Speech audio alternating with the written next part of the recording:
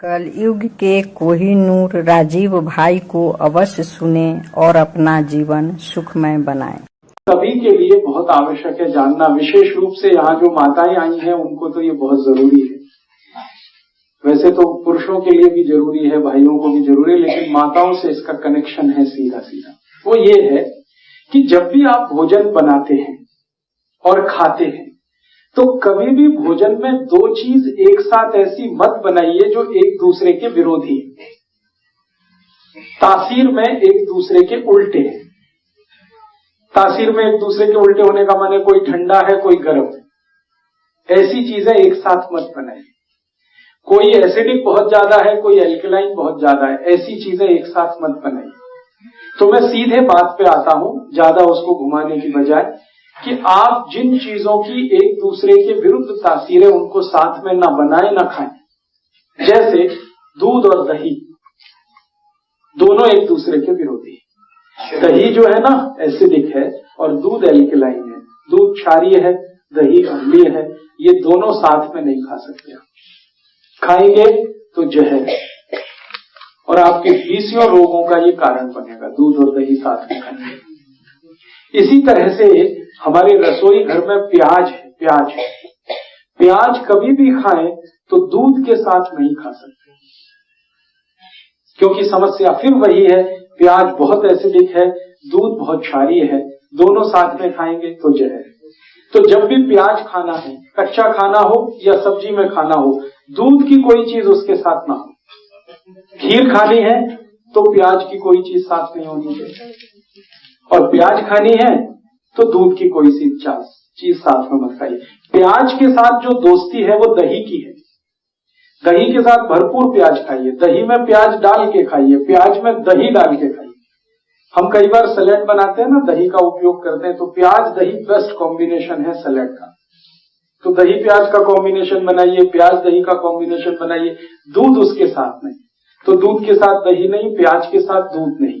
इसी तरह से एक तीसरी चीज हमेशा याद रखिए लाइफ में, शहद के साथ घी कभी मत खाइए। घी और शहद दोनों एक दूसरे के जानी दुश्मन हैं अगर एक साथ खाएंगे तो। वैसे दोनों अमृत हैं, घी भी अमृत है शहद भी अमृत है, लेकिन साथ में खाएंगे तो यही दोनों जहर है। तो घी और शहद नहीं खाइए। इसी तरह से उड़द की दाल, काली वाली उड़द की दाल दही के साथ कभी मत खाइए। इसको मैं फिर से रिपीट कर रहा हूं, सुनने में गलती मत करना आप इसको। काली वाली उड़द की दाल दही के साथ कभी मत खाइए। हाँ, माँ की दाल, पंजाब में आप सब लोग उसे माँ की दाल कहते हैं। माँ की दाल अकेले खानी है, दही उसके साथ नहीं। क्यों नहीं? माँ की दाल के साथ कभी भी दही मैंने खा के देखा, आयुर्वेद में तो मैंने ये 12 साल पहले पढ़ा था, बहुत दिन मैंने खा के देखा, 5-6 महीने, मेरा ब्लड प्रेशर नॉर्मल है, लेकिन जब भी माँ की दाल के साथ दही खाया बीपी हाई हो गया, जब भी खाया। तो मेरा आप सभी माताओं को विशेष निवेदन है कि दही बड़ा, अगर उड़द की दाल का बड़ा है तो दही के साथ मत खाइए। मूंग की दाल का बड़ा दही के साथ खाइए। मूंग की दाल दही के साथ खा सकते हैं, अरहर की दाल दही के साथ खा सकते हैं, तुअर की दाल दही के साथ खा सकते हैं, मसूर की दाल दही के साथ खा सकते हैं, चने की दाल की दही से बहुत अच्छी दोस्ती है, खेसारी की दाल दही के साथ खा सकते हैं, सोयाबीन की दाल दही के साथ खा सकते हैं। एक ही दाल है भारत में और दुनिया में, उड़द की दाल, काली उड़द की दाल, माँ की दाल, जिसको दही के साथ नहीं खाया जाता। कारण एक और है उसका, ये माँ की दाल जो है ना सबसे ज्यादा प्रोटीन वाली है दुनिया में। अगर सबसे ज्यादा प्रोटीन अगर आप निकालेंगे तो माँ की दाल में ही है। और हाई प्रोटीन डाइट का नियम यह है कि उनको किसी भी एसिडिक चीज के साथ नहीं खाया जाए, क्योंकि हाई प्रोटीन को डाइजेस्ट होने में सबसे ज्यादा समय लगता है, और कोई भी एसिडिक चीज है वो हाई प्रोटीन को डाइजेस्ट होने में रुकावट पैदा करती है। तो माँ की दाल के साथ दही नहीं खाना, बाकी किसी भी दाल के साथ दही खाइए। फिर आप पूछेंगे कि कोई इमरजेंसी हो जाए, दही भी खाना है माँ की दाल भी खानी है, तो दोनों के बीच में 1 घंटे का डिफरेंस कर दीजिए। माँ की दाल खा के 1 घंटे बाद दही खा सकते हैं, या दही खाने के 1 घंटे के बाद माँ की दाल खा सकते हैं। इसके आगे का एक नियम है जो बहुत जरूरी है आप सबको फॉलो करना, वो ये कि कभी भी दही को नमक के साथ मत खाइए। माँ की दाल के साथ लस्सी 1 घंटे बाद। दही को कभी भी नमक के साथ मत खाइए, दही को हमेशा मीठी चीजों के साथ खाइए। दही को शक्कर के साथ खाइए, दही को गुड़ के साथ खाइए, दही को बूरे के साथ खाइए, दही को खांड के साथ खाइए, दही कभी भी नमक के साथ। फीका खाइए तो बहुत ही अच्छा। मीठा दही है, ताजा दही है, खट्टापन नहीं आया है तो फीका खा लीजिए। थोड़ा खट्टापन आया है तो गुड़ डाल के खाइए, चीनी डाल के, शक्कर डाल के। तो जी हाँ, मैं अभी आगे आ रहा हूँ। हाँ, मैं अभी थोड़ी देर में आगे आ रहा हूँ इसी नियम पे। तो अभी तक मैंने 9 नियम बताए हैं। 9वां नियम रिपीट कर रहा हूँ कि 2 वस्तुएं एक दूसरे के विरोधी हैं तो साथ में नहीं खाना। दूध दही साथ में नहीं खाना है, दही नमक साथ में नहीं खाना है, दूध और प्याज साथ में नहीं खाना है। दही के साथ अगर मीठा खाएंगे तो सबसे अच्छा है, दूध के साथ अगर नमक खाएंगे तो सेंधा नमक ही खाना है, काला नमक ही खाना है। नहीं तो आप हमेशा के लिए भूल ही जाइए ना, नमक ही बदल दीजिए तो ये कहानी खत्म हो जाएगी, मुझे समझाना ही नहीं पड़ेगा। इसके आगे 2-3 चीजें छूट गई हैं। खट्टे फलों के साथ कभी भी दूध नहीं खाना है। खट्टे फल, संतरा है, मौसम्बी है, अंगूर है, ये सब खट्टे फल हैं, सिट्रिक। इन फलों के साथ कभी भी दूध नहीं, इनके साथ हमेशा दही, लस्सी आदि आदि ले सकते हैं। खट्टे फलों के साथ दूध नहीं खाना है। आम एक एक्सेप्शन है, क्योंकि आम जो है ना एल्कलाइन है, आम एसिडिक है नहीं। आम जब तक खट्टा है माने कच्चा है तो एसिडिक है, पकने के बाद वो एल्कलाइन हो जाता है। इसलिए आम और दूध तो खा सकते हैं। बाकी खट्टे फल को याद रखिए, नींबू है, संतरा है, मौसम्बी है, अंगूर है, ये दूध के साथ नहीं खा सकते। और एक चीज जी, सेब खा सकते हैं दूध के साथ, क्योंकि सेब सिट्रिक नहीं है, सेब एक्चुअली एल्कलाइन है, तो वो दूध के साथ खा सकते हैं। गाजर है, सेब है, दोनों एल्कलाइन है। मूली एसिडिक है, मूली दूध के साथ नहीं खा सकते।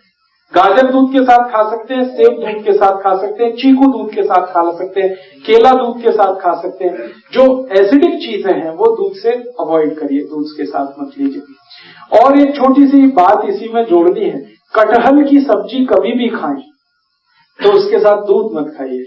ये एक ही एक्सेप्शन है, कटहल एसिडिक नहीं है, कटहल एल्कलाइन है, फिर भी वो दूध के साथ वर्जित है। ये एक एक्सेप्शन है। और एक्सेप्शन का कारण ये है कि कटहल का वही किस्सा है, हाई प्रोटीन है बहुत ज्यादा, उसको डाइजेस्ट होने के लिए डिस्टर्बेंस होता है दूध से, इसलिए आयुर्वेद में कह दिया गया हटाइए इसको, अलग अलग खाइए, दूध खाइए अलग, कटहल अलग खाइए। और 1-2 चीजें हैं इसी क्रम में कि किसके साथ क्या खाएं, किसके साथ क्या नहीं खाएं। घर में कभी भी आप कोई ऐसी चीज बनाएं जो तासीर में गर्म है, उसके साथ ठंडी चीज कोई ना हो। जैसे आजकल मैंने देखा है, हम गरम गरम खाना खा के आइसक्रीम जरूर खाते हैं, अपना सत्यानाश करते। और ये सत्यानाश कैसे होता है? कोई आपको शादी में बुलाता है इनविटेशन देके कि आइए और हमारे यहाँ गरम डिनर खा के, आइसक्रीम खा के मर के जाइए, और एक नहीं खाइए, डबल खाइए। और मैंने तो पंजाब में ऐसे भी महान महान लोग देखे हैं कि आइसक्रीम में गरम रसगुल्ला डाल के खाते हैं, महामूर्ख लोग, पता नहीं कहां से आए। गरम गरम रसगुल्ला एकदम ठंडे आइसक्रीम में डाल के खाते। फिर पूछो भाई क्या कर रहे हो, तो कहते टेस्ट है जी। शरीर का देखना है कि टेस्ट का देखना है? तो आप कहीं भी डिनर में जाइए, मैं ये नहीं कहता डिनर में मजा जरूर जाइए, लेकिन ध्यान रखिए कि अगर डिनर गरम गरम आपने खा लिया है तो ठंडी आइसक्रीम मत खाइए। और कई लोग पंजाब में ऐसे हैं, याद ही नहीं रखते, अभी चाय पी अभी आइसक्रीम खा लेंगे। हाँ, उनको बिल्कुल 1 मिनट नहीं लगता, चाय पी के निकले कहीं आइसक्रीम खा के आ गए, आइसक्रीम खा के आ गए इधर चाय पी ली या इधर कॉफी पी ली। तो चाय और कॉफी दोनों गर्म है और आइसक्रीम बहुत ठंडी है, इनका कॉम्बिनेशन नहीं है, बहुत तकलीफ होती है शरीर को। कितनी देर बाद खाओ खाने को? 1 घंटा कम से कम। गर्म चीज खाने के 1 घंटे के बाद ठंडी चीज, या ठंडी चीज खाने के 1 घंटे के बाद गर्म चीज। और वैसे मैंने कल आपको सूत्र बताया था, ठंडा कुछ खाना ही नहीं है, क्योंकि आइसक्रीम तो 10 डिग्री से कम की है, वो शरीर को तकलीफ ही देने वाली है। तो तो आप बोलेंगे फिर आइसक्रीम को कैसे खाएं? गर्म करके खाइए। अगर आइसक्रीम खानी है तो उसको गर्म करिए फिर खाइए। मैं एक अमृतसर गया था एक बार, तो अमृतसर में एक बहुत अच्छी चीज, शायद यहां भी होगी, कुल्फी। ये जो कुल्फी है इसको थोड़ा गर्म करके खा लीजिए, आइसक्रीम से बेटर है, 1000 टाइम्स बेटर है। क्यों? हाँ, रबड़ी खाइए ना, तो कुल्फी वो शायद रबड़ी की ही बनाई, खूब दूध गर्म करके रबड़ी जैसा हो जाता, फिर कुल्फी जमाते। तो कुल्फी को थोड़ा गर्म करेंगे तो वो रबड़ी जैसा ही हो जाता, वो खाने लायक है। माइक्रोवेव से अच्छा है गैस का चूल्हा।